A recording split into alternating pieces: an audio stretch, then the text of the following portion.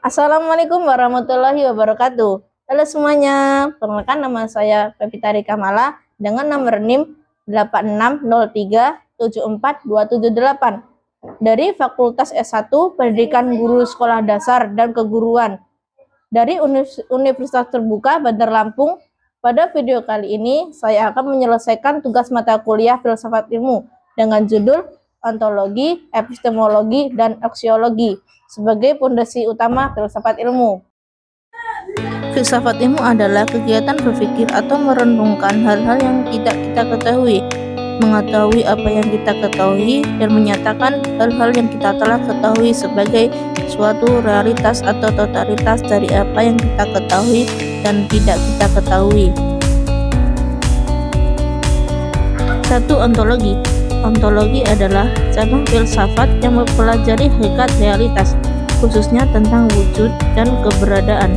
Dalam konteks ilmu pengetahuan, ontologi berfungsi untuk menentukan objek kajian ilmu dan hakikat realitas yang menjadi dasar pemahaman ilmiah. Objek kajian ontologi. Objek kajian ontologi ada dua, objek material dan objek formal. 1. Objek material. Objek material yaitu segala sesuatu yang menjadi bahan kajian, baik yang bersifat fisik atau empiris, yaitu benda, gejala alam, dan peristiwa sosial, maupun non-fisik, yaitu pikiran, nilai, dan perilaku. Contohnya, air, makhluk hidup, interaksi masyarakat, dan proses berpikir. 2. Objek formal. Objek formal yaitu cara pandang atau sudut pandang tertentu yang digunakan untuk menelaah objek material yang membedakan suatu teknik ilmu dengan yang lain, meski objeknya sama. Contoh, air dikaji dari sisi kimia, yaitu susunan zat, dikaji dari sisi fisika, yaitu sifat fisik, atau dikaji dari sisi biologi, yaitu peran baik bagi makhluk hidup. Hakikat realitas ontologi. 1. Hakikat realitasnya. Realitas bukan sekedar penampakan luar, tetapi ada struktur, sifat, dan hukum tertentu yang mendasarinya. Ilmu berusaha menemukan hakikat atau esensi di balik gejala yang terdampak.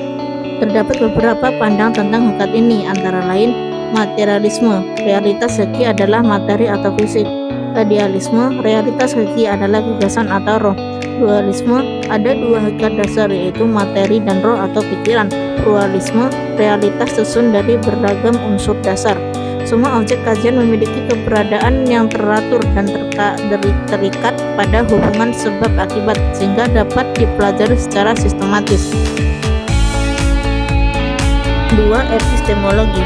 Epistemologi adalah cabang filsafat yang membahas tentang teori pengetahuan yang menjawab pertanyaan, bagaimana cara kita memperoleh ilmu atau pengetahuan, dan apa batas-batasnya. 1. Bagaimana ilmu diperoleh? Intuisi, pengetahuan yang diperoleh melalui pemahaman langsung atau kesadaran batin yang mendadak tanpa melalui proses berpikir panjang atau pembuktian terlebih dahulu. Revelasi atau wahyu, pengetahuan yang datang langsung dari Tuhan kepada manusia, biasanya melalui para nabi atau rasul. Ini menjadi sumber utama dalam ilmu agama. Pengalaman indrawi atau empirisme, pengetahuan yang didapatkan melalui pengamatan, pengalaman, dan penggunaan panca indera, yaitu melihat, mendengar, meraba, dan lain sebagainya. Ini dasar dari ilmu-ilmu alam. Metode yang digunakan untuk mendapatkan ilmu yang benar tidak boleh sembarangan, harus menggunakan metode ilmiah.